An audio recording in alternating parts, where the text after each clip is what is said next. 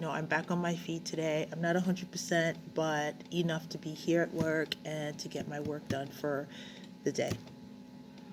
So first, let me address those people who have sent me very angry, very nasty emails and DMs and blah, blah, blah regarding my posts and regarding my dislike for number 45.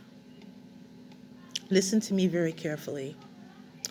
I am a lover of people, of all peoples, all nationalities, all races, all ethnicities, all religions. I mean, those who know me know it, so I don't have to prove myself to anyone. And for those who have called me a racist, I hate white people, what have you, honey, please. This is my husband, okay? Take a look again. He's not half white. He's not a quarter white. He's not a dot white. He's 100% white. Okay? So you can dispel that, all right? Because I would not marry a white person if I were a racist. I don't even understand that. But leave that alone, because this is not the reason why I wanted to jump on camera. For all of my students out there, I want you to know this. When we say Black Lives Matter, we're not saying that other lives don't matter.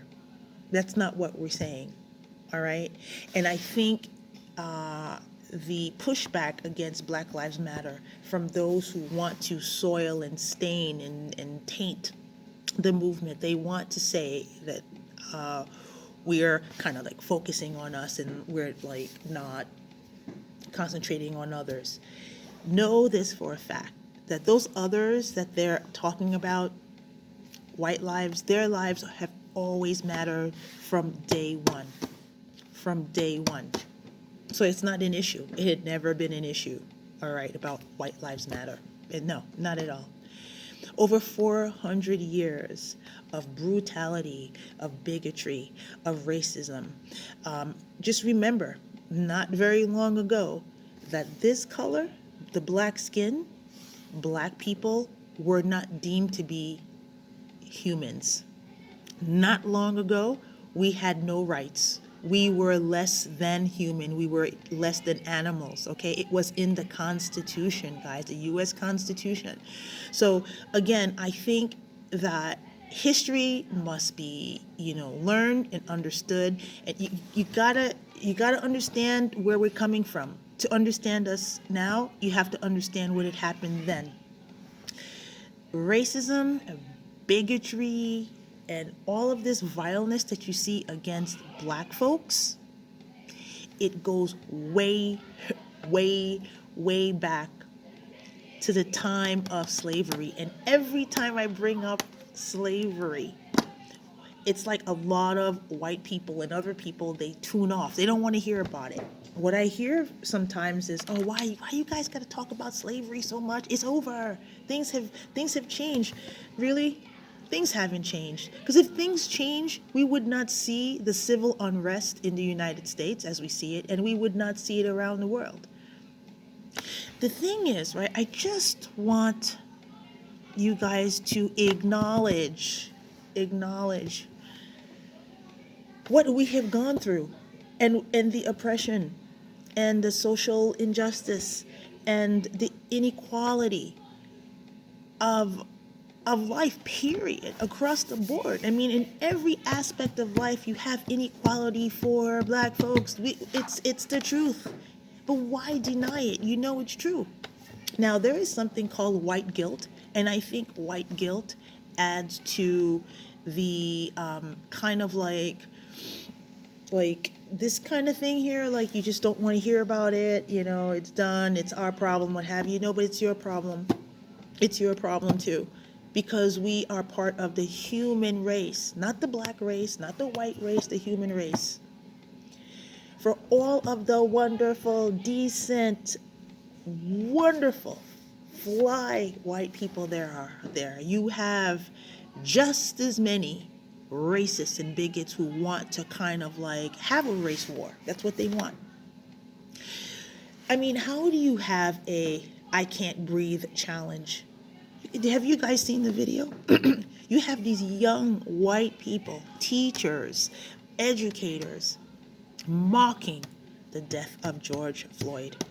Let me ask you something. Do you think that's okay? It's not okay. All right? And it is not okay to sit at the sidelines and not speak up. As a black woman, as a human being, as someone who cares for what is right, how do you sit back and be okay with that? How do you sit back and see, okay, that's their problem? No, it's not right, and we've got to speak up against it. So for all of you people who have sent me hate mail and things of that sort, that's okay, because again, I say freedom of speech. You have a right to express yourself. You have a right to email me and say what you want to say, but I also have a right to speak up. As an educator, as a black woman, as someone who cares for black, white, Chinese, Spanish, it doesn't matter where you're from, I care about us collectively. And I also care for the minds and the souls of the youth, the future. They are the future, and they've got to know what's going on. Videos don't lie. For all of the wonderful things going on worldwide to bring people together, you have quite a large subset of others who are just spewing the hate, guys. They're spewing the hate, they're spewing it, and they don't care. They're just putting it out there on video to show you that they don't give a F. Right? That's the truth. So again, if you don't like my message, and again, I'm saying this to everyone across the board, whether you be a friend, a foe, a colleague, people on staff, people who know me from other schools, anyone, even students, if you don't like my message, if you don't like what I have to say, if you don't like if you don't like the content of my pages or my message, number one, unfriend, unfollow, and we're done. But rest assured, you unfriend and you unfollow, I will do the same, right? And I will also block. That is my strategy now, to weed out all the people who are not with me. Because when I say with me, I'm with the good. I'm with fighting for equality and for justice, and I will speak up no matter what. Okay? So if you don't like my message, if you don't like what I got to say, if you don't like my posts, oh my God, that's okay. I'm okay with it. Unfollow, unfriend, and block. And then I will go back and unfollow, unfriend, and block, and we will be good. That's how it is, all right? Because there is no going back to the way things were, people. There's no going back. You see, our youth right now, they're woke. The white youth, so many of them, they're woke. They know what's going on. So shout out to you millennials out there, because you are doing good. You're not just speaking for Black lives and Black Lives Matter. You're speaking for the future of humanity. This is what it's about. All right, all of this hate, all of this racism, all of this injustice, all of this bigotry, don't you know that that's just vile and evil? It is. But then you're going to find many people who will tell you, no, we're fighting for the white race, to preserve the white race. What have we done to you? What have Black folks done to you? You know what I'm saying? So it's like, you guys forget the history of the United States. You forget how Africans were in their countries doing their thing, and you guys were the ones who came to get us. You guys made us slaves. We're human beings. You made us slaves. So how do you expect this trauma to go away? It won't. And you see the way it has manifested itself for over 400 years. And here we are in 2020 in the same pile of ish. We're still fighting the same pile of ish. But things are different now. because we're not alone. All right? So again, shout out to all of the fabulous white people out there. You are the bomb, baby, right? Do not make them mute your voice, period. All right? Be heard. Stand on the right side of history.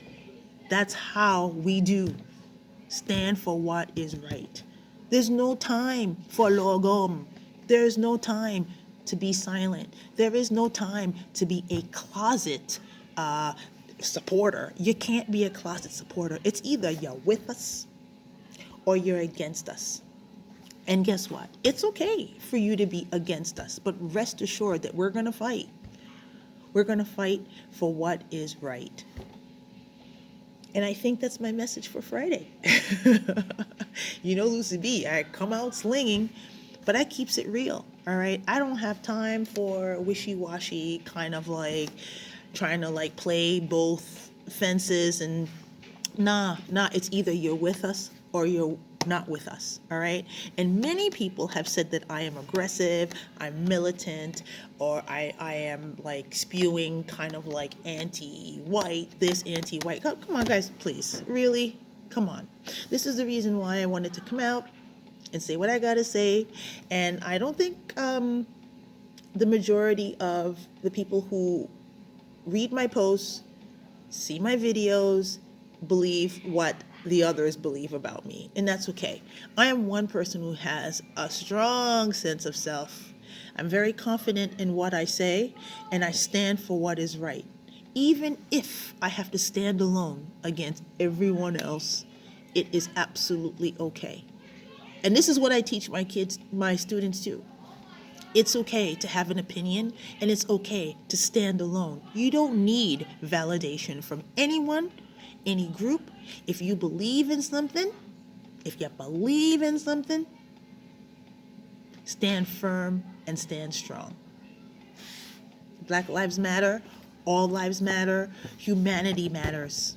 All right? Have a wonderful weekend, everybody. Peace out. Bye.